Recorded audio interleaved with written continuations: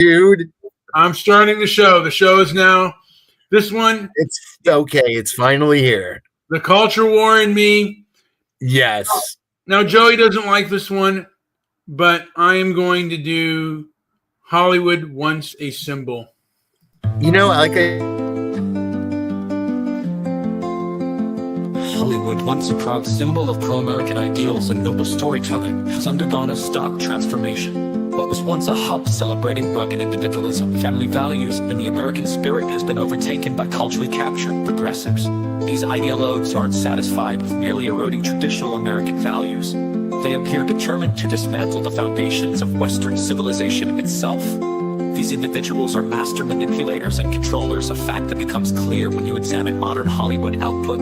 Pick any recent film, whether a blockbuster or an indie project, and you'll find narratives that twist history and morality to fit a specific agenda. Look at the Hollywood blacklist era. American communists bankrolled by the Soviet Union, handed over critical military secrets during the Cold War and actively working to destabilize the nation.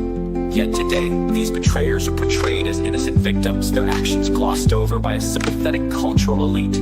Through a cultural Marxist lens, Hollywood now distorts issues like race, crafting stories that divide rather than unite. Far removed from the tales of resilience and common purpose that once defined its golden age, when the internet gave the free world a chance to push back against this skewed narrative, progressive groups sprang into action. Organizations bent on control moved swiftly to clamp down on the information superhighway, silencing dissenting voices. Elon Musk has stepped up as a modern champion, striving to keep platforms like X open for honest discourse, but even he faces constraints bound by legal and societal pressures. What's desperately needed now is a group of resolute, principled men and women, people with the clarity and strength to stand firm. These ideological bullies, armed with their distorted worldview, won't retreat easily. It's time for a new wave of courageous individuals to rise, reject manipulation, and restore the cultural integrity Hollywood once embodied.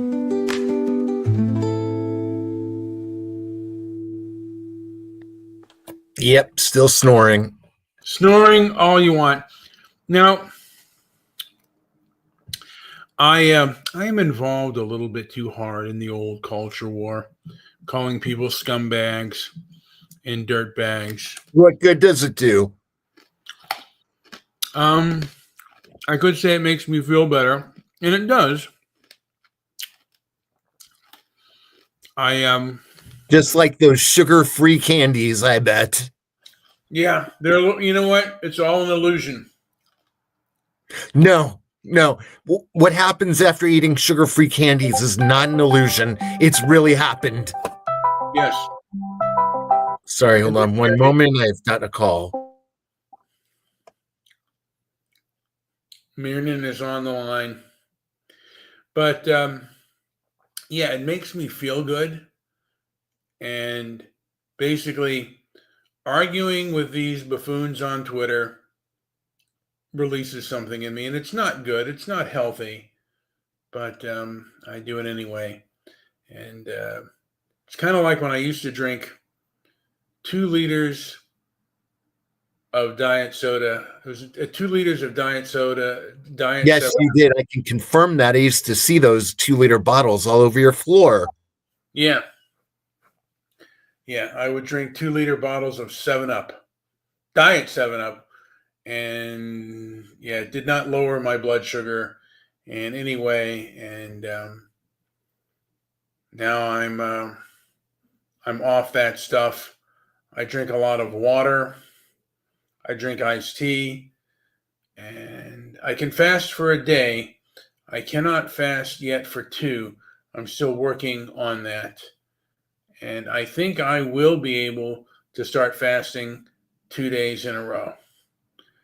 But remains to be seen, and it will happen. And I will be a disciplined man. And that's what I'm striving for, is to be a disciplined man. Because again, we're fighting against I am resisting against a very egocentric, self-centered group of people who are culturally captured, bent on bent on changing society and, in my opinion, destroying Western civilization with their morals. And he left the room. He left the room, and I do not know why he left. Because I didn't see him leave. I was on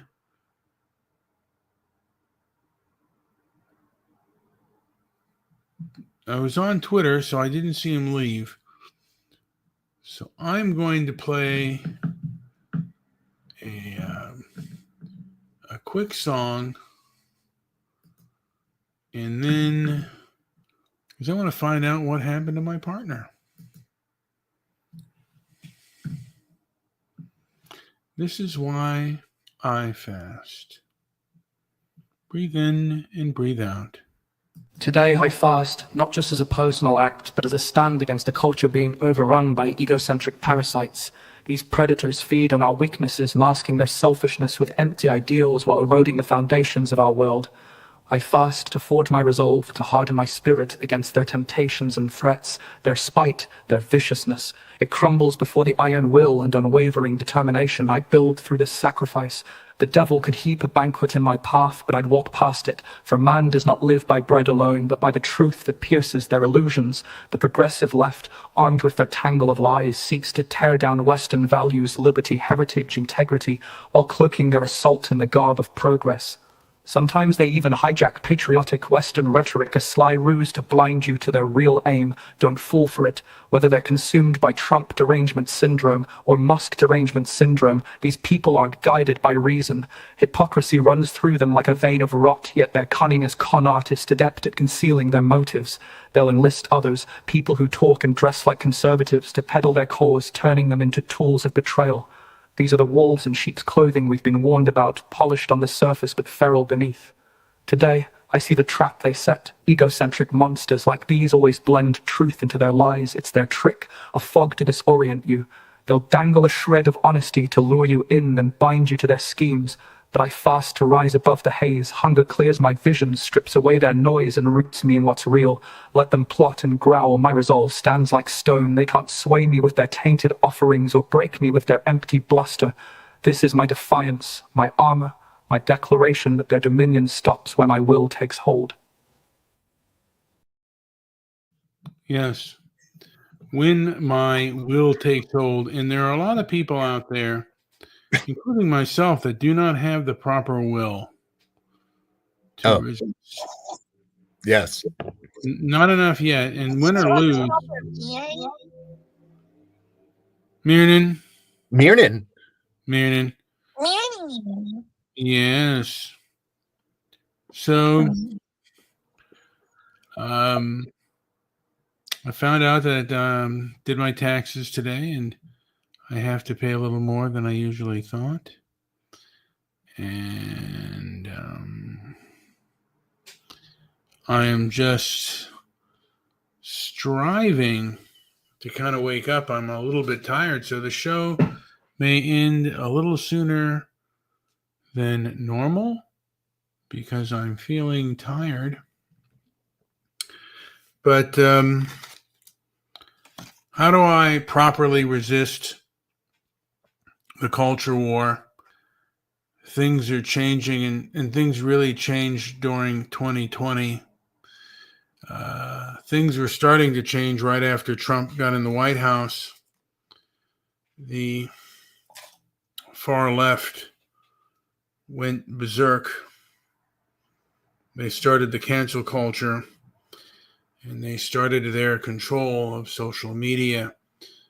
And I believe the group most responsible for that is the ADL. There were other groups, but one group,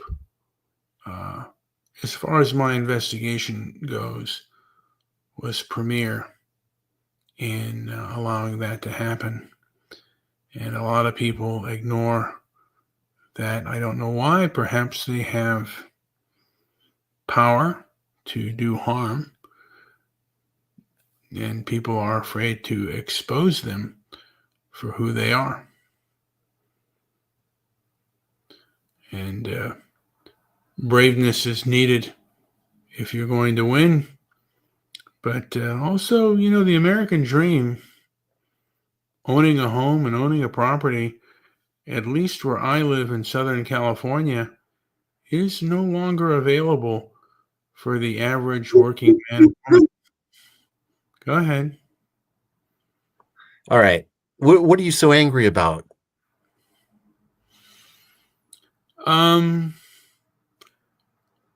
What angers me is the lack of freedom of speech on the internet that used to be the Wild West, and the lack of transparency on our social media platforms.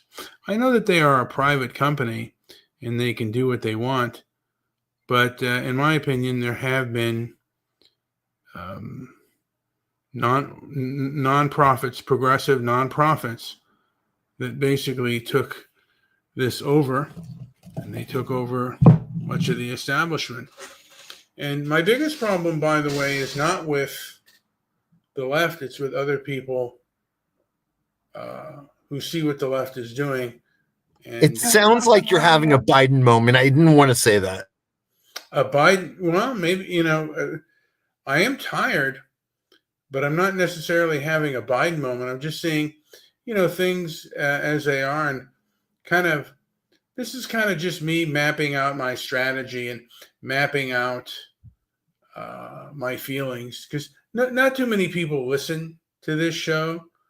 So I disagree. I think that there's quite a few people who end up listening to it. In fact, if 2 people listen to it, it's more than I expected in the first place some nights. Well, that's Most true. nights. That's true. And at the same token, dude, I wish we could open it up more to more people, just so people could just listen. If they wanted to come on and talk, they can certainly do that. I'm certainly willing to hear from people, because I have my perspective on things, and I believe that I am correct. Now, the movie Snow White has come out, and it is doing I think it's doing disastered business. And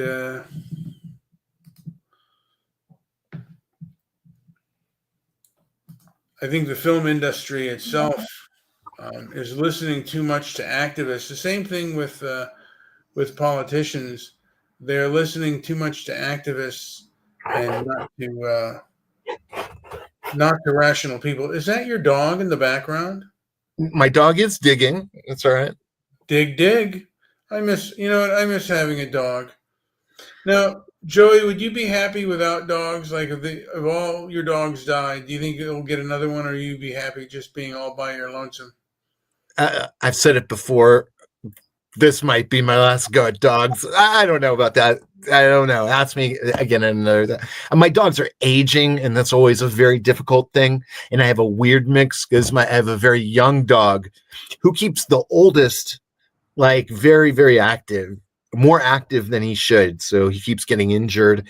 It's a very interesting dynamic. So 2 older dogs and one kind of 2-year-old dog, and it's great, and it's also at the same time you see the cycle of life right before your eyes. It's magical in a way.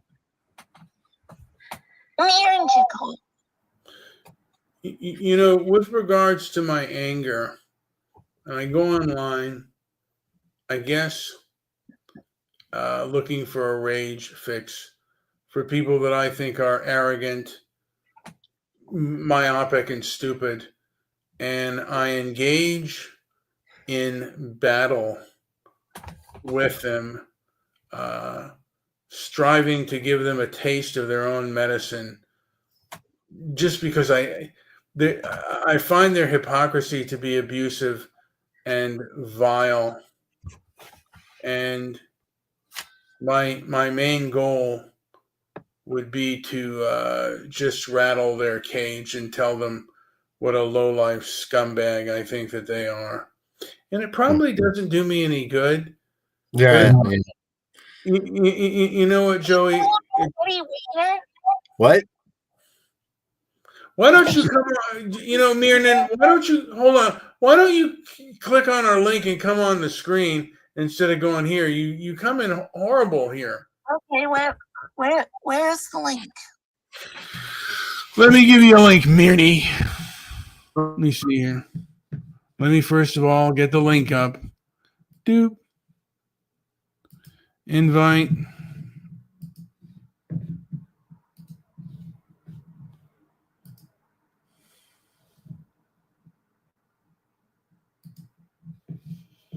Here is your link.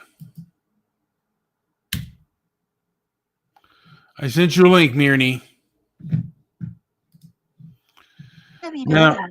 yeah, as I was saying, it's kind of like I gotta, I think about this and I dwell on it. I know I shouldn't intellectually, but on an emotional level, it's like I got the progressive left has left a big boil on my anus, and I just have an urge to pop it, and it hasn't come to a head yet. And I just keep hoping that I will be able to pop that zit and get the pus out, because that's what I feel that they are. A big boil with a lot of pus. You could use. I have a new tool that I created today while ripping up a floor, and I think you could use that even. Maybe I can. It's true. Mirnan, do you have any comment on our culture war?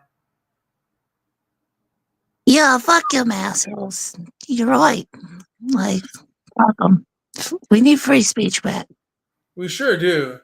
You don't have to go, you don't have to hang out with somebody you disagree with, but why shut them down and ruin the fun for everybody else? These are a bunch of party poopers. And I, for one, am sick of it. Me too. But, yeah. And I'm out here and just, you just see society, and you see the criminality and the degeneracy. Because I live in the big cities, and the behavior of certain people, the behavior that individuals from those groups get, and the thought process in their brain, their egocentric. I could call it. It's cluster B behavior. It certainly isn't diagnosing them with a cluster B personality disorder, but they certainly behave in that way.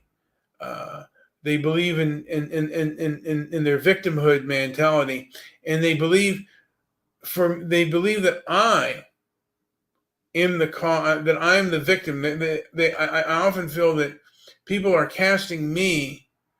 They're casting themselves as the victim and me as the victimizer. And I don't want to play their stupid role.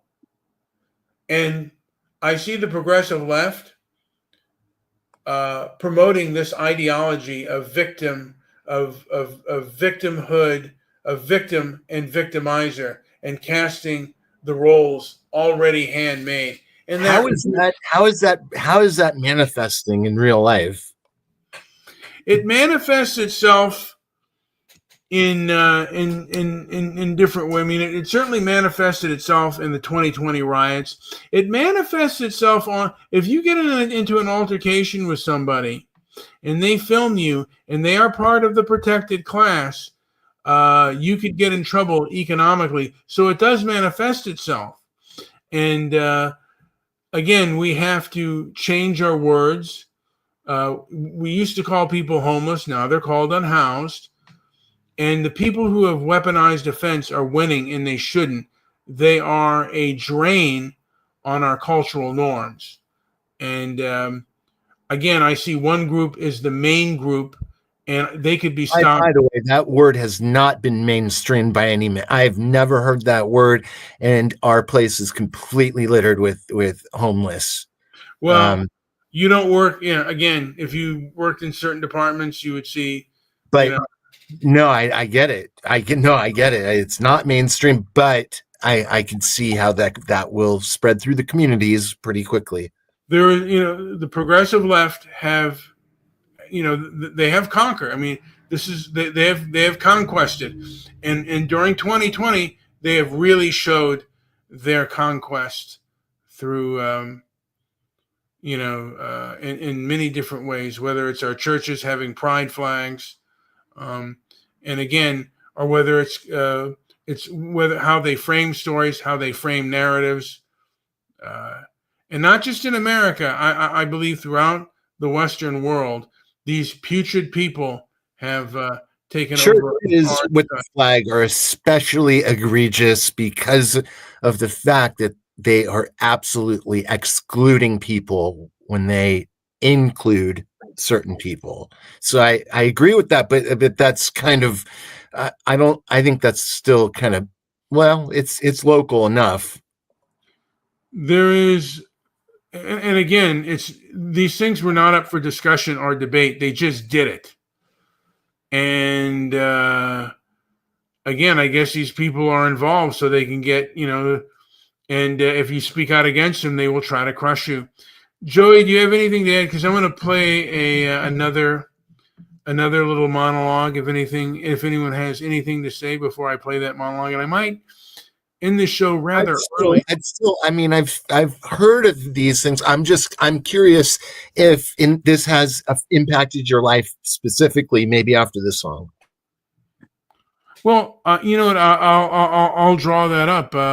There are people who have called me names, and there are people who have threatened. When I spoke online, there were people who threatened where I work, and they threatened to come over to my place, and that's never happened before. And that to me, once that happened to me, I became extremely aware of what they're doing. And I want to point out their abuse. And I want, anyone who chooses, a lot of these people do this anonymously. You're not going to abuse me anonymously. You must come forward and say what you're going to do. And also, there was a group of Proud Boys that were prosecuted in New York by a group because they had an altercation with a group of Antifa members. And from my understanding, the group of Antifa members never testified, and the victims were not even named, but they were charged anyway. And I've never heard of song. All right, I'm going to play a song. Here we go. This is another spoken word, A Man Named Linwood.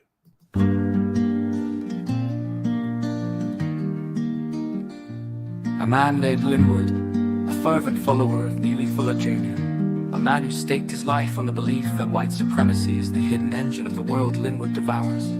Fuller's books and articles like their holy writ, trailing after them with the devotion of a fanatic, his mind locked in a cycle of obsession.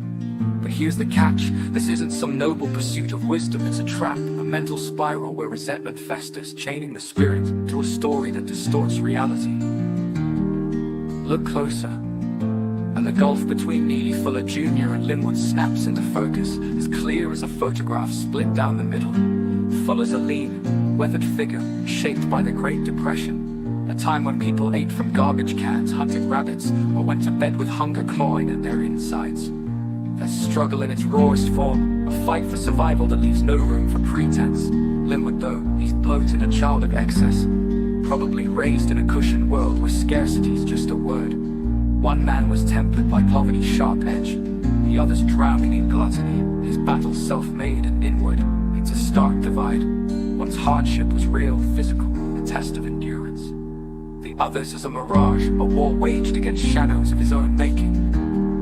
Fuller came up in an era where hunger wasn't a metaphor, it was a relentless, humbling force, not some petty grievance over a slight or an insult. Linwood's hunger, though, is different. It's a craving of the ego, a narcotic that keeps him hooked. It's the addiction to feeling wronged, the junkie's high master's moral clarity. He's caught in a loop, chasing a struggle that's less about the world and more about feeding his sense of self. Picture it, an endless oppression Olympics, where the only prize is another dose of outrage. In time, all that's left are others like him, fellow travelers strung out on the same delusion, scrambling for their fix of fabricated suffering, while the quiet, unvarnished truth drifts further out of sight.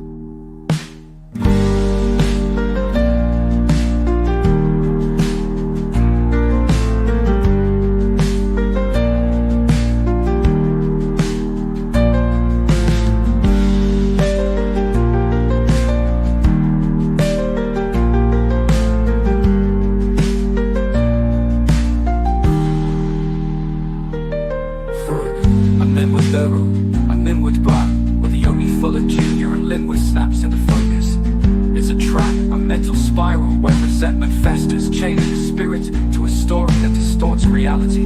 Look closer, and the gulf between me, Fuller Jr. and Linwood snaps into focus, as clear as a photograph split down the middle. Fuller's a lean, weathered figure, shaped by the Great Depression, a time when people ate from garbage cans, hunted rabbits, or went to bed with hunger clawing at their insides. That struggle in its rawest form, a fight for survival that leaves no room for pretense. Linwood, though, he's bloated, a child of excess, probably raised in a cushioned world where scarcity's just a word. One man was tempered by poverty's sharp edge, the other's drowning in gluttony, his battle self-made and inward. It's a stark divide. One's hardship was real, a test of endurance, the other's is a mirage, waged against shadows of his own making. Fuller came up in an era where hunger wasn't a metaphor. It was a relentless, humbling force, not some petty grievance over a slight or an insult. Linwood's hunger, though, is different. It's a craving of the ego. How was the bolognese, Joey? Bolognese. How was the bolognese? I would say it ranks up there, and I say buon gusto to the vendors. They were amazing. That place definitely has good bolognese. I would take you there if you ever traversed the valley again. Have you ever now? There was an Italian restaurant where Robert Blake ate the night his wife was shot. Have you ever been there, Joey? I think that's Vitello's. I'm not sure. I'm not even sure. I think I've been there. I know where it is. I've driven by. I'm not sure. It's in Studio City. Do you think they have a Bobby Blake special? If it does, it's half off. You know what they should just call it? A Little Rascal. You know Bobby Blake was a little rascal. I do. But 99.9 of anyone who's listened tonight probably does not know that. Probably not, and they may not even know who the Little Rascals was. By the way, I was really disappointed in the Little Rascals movie. I would have preferred it to be a period piece, or at least shot in more of rural America, because that was the charm of the Little Rascals. It was shot on the back lots of in Hal Roach Studio, and it was largely in parts of L.A. and West Los Angeles, when it was primarily rural, and a lot of it was rural, and I didn't like what they did. Back then, you'd have to go back to Sanford and Son to get anything good. Well, you don't have to shoot it in L.A., and there are. I mean, you could make it more of a rural type of thing, and I would have preferred it to be a period piece. It should have been shot in the 1930s instead of modern day. There's an incredible series. I will never remember the name of it, but it was based on a Marvel character, and they did like the whole retro thing and it looked kind of Valley-ish or almost Brady Bunch-ish. I forgot the name of it. I'll have to look it up, but it's a great. That was, as I recall, really, really good series. Now, or if anybody's listening and knows the name of it, why don't you post it? Yeah. Comment. By the way, the Little Rascal that hi, Mirn. Mirn, did you ever watch, or do you still ever watch the Little Rascals? I watched the movie a few times when I was a kid. I didn't like the movie, but as far as the series, The Little Rascals, my favorite one was with Jackie Cooper and Chubsy Ubsy. And I don't know if that would still make me laugh today, but Jackie Cooper was a really funny actor, and then Chubsy Ubsy. And they're both trying to go after their teacher, Miss Crabtree. Crab Eye. No, her name was No. Crabtree, Oh, not Crab. my bad. Yeah. Now, Joey, were you a fan of the Three Stooges? I was. Yeah. Was it Larry, Moe, and Curly? So, I mean, and there was Shemp and Shemp. and some other clowns. I mean, right. Even I mean, so many. The Marx Brothers, not as the Marx Brothers. Honestly, were just too old for me. Like I didn't quite get it. But then when I was older and I'd already fallen for all the mainstreamy, the newer stuff, even Laurel and Hardy. But then I went backwards and saw like, oh wow, okay, it's like a whole history of that kind of dynamic. Did you ever watch W.C. Fields? Of course. My dad's a pervert. Of course I know W.C. Fields, almost personally. My Little Chickadee. And I don't want to say that the old films were better. Movies have always censored the truth. Whether it is... They've also told the truth. They've also told the truth, but on average, they deal in myth making. Well, I think right. I think the lie is, is what's not said, and so here's the deal: whether it's liberals or conservatives, who's ever in charge is going to lie. Now, political correctness is so large that it will lie. Even conservatives will. There are subjects they will not touch, and it's gotten worse today. Hopefully, we can break through that and just have basic, fundamental reality, or at least some form of truth and reality. And sometimes they do. I felt that the movie Hombre was a rather truthful film. Would you agree with that, Joey? Well, I have mixed feelings about agreeing with that, so I won't. I think the whole idea of how the West was won was a story. So that's maybe a pen stroke higher than that script. But if you go by the script, it's a pretty damn honest movie. Yeah. As far as human relationships go, I certainly felt that it was. But then again, absolutely. I mean, there is, but so many movies. Even if you look at Casablanca, you just get lost in the minutia of it to really. It takes so many. I never got that movie. I never liked it, and then one day I did, and so there's a lot of interesting things that happen during a course of a life to a movie. Yeah, I mean, of course, as we grow older, there are films that we had fondness for that we no longer have fondness, and there are films that we didn't like as kids, and as we've grown to be adults, we like them. I mean, and we understand them because we've lived a little bit and grown a little bit. Now, I'm going to get myself to bed. Joey, is there anything to add before I call this show a day? Well, let's ask Mirnin.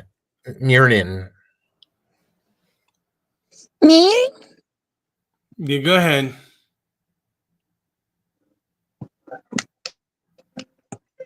I'm sorry, I zoned out for a bit. There we go. Zoned out. I zone out too. But you know something. I'm just going to bloviate here on the sky, the wind. I'm autistically beautiful. There we go. And I'm striving to take the elements. I do fast. I battle with I battle with my hunger. Oh yeah, we all do that. We all do that, and that helps me deal with my anger and my other emotions. We also deal with our hunger. I don't know why hunger is such an issue. To me, it's about eating. I don't know why everyone's so hungry. You know what? Yeah, don't they know that food is for eating? That's correct. Food is for eating. But like anything, it can be abused. Food can be abused. Words can be abused. I would like some bangers and hash, wouldn't you? No. All right. With that being said, I'm going to play a little song, our favorite, which is Dick's Hanley. Dick's Hanley. Dick's Mirnan. Dance. Where is Dick's Hanley? I'm looking for him now. La la la, la la la, Grandpa. He sees Dick's and he gets Handley. That's correct. Let's see. Still Battle of Battle of Southern Kings, Manga Civil War, the Battle of Judge Holden. What? Nash, Patrick Murphy. I'm looking at all of the songs here. You're having a Biden moment. I'm having a Biden moment. All right. This song is Mearden and Joey's favorite song. It is the Battle of Dick's Hanley. It is from the film The Asphalt Jungle, starring Sterling Hayden and directed by the great John Huston.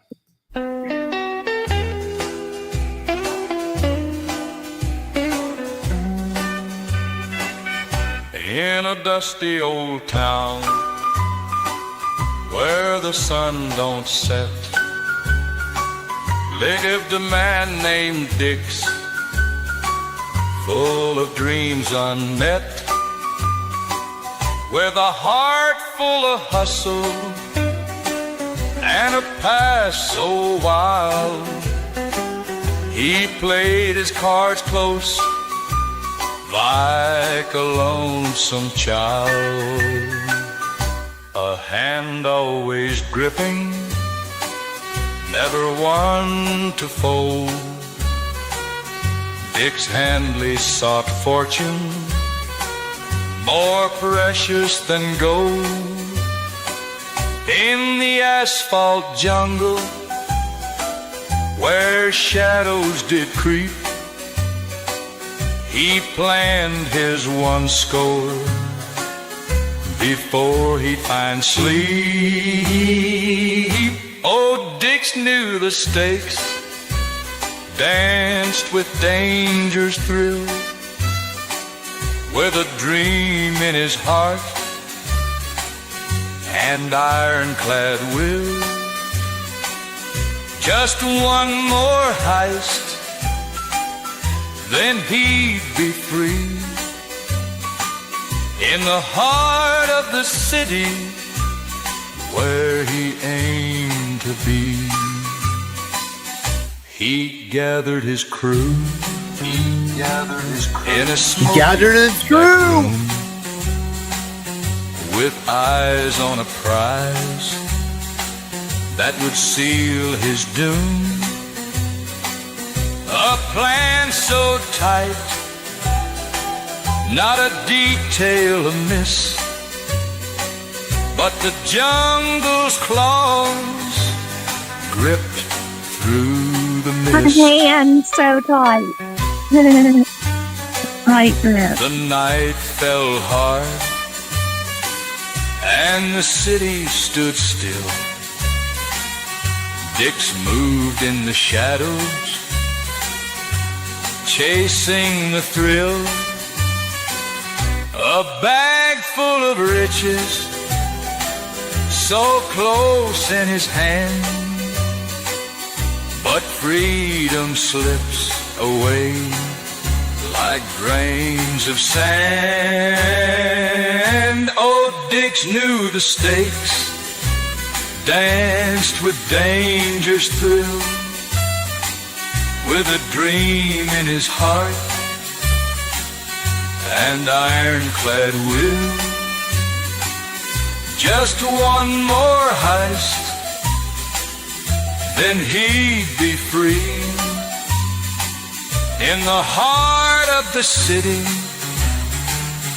where he aimed to be.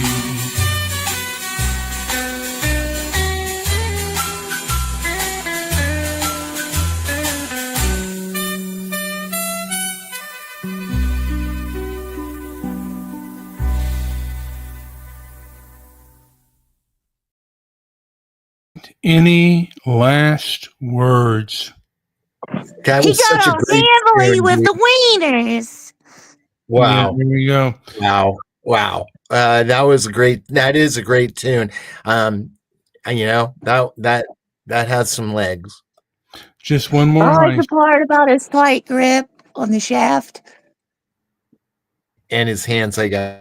Marion, you're gonna go in the kitty box. So again, we are at least I am hoping that I gather my troops and we resist these monstrous egotists that have It is me in the culture war, after all. that it has been taking over my culture, my way of life.